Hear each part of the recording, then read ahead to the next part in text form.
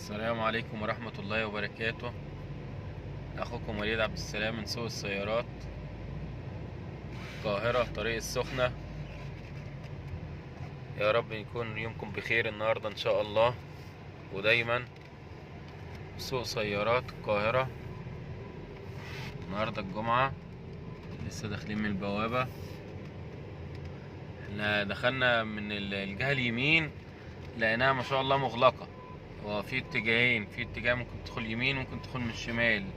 اتجاه اليمين لما العربيات بتملى، من الاتجاه التاني بتبدأ تدخل من الشمال. فواضح ان السوق هنا مليان اهو ما شاء الله. ننزل ناخد جولة جميلة كده ونعرف حضراتكم بالاسعار والتفاصيل.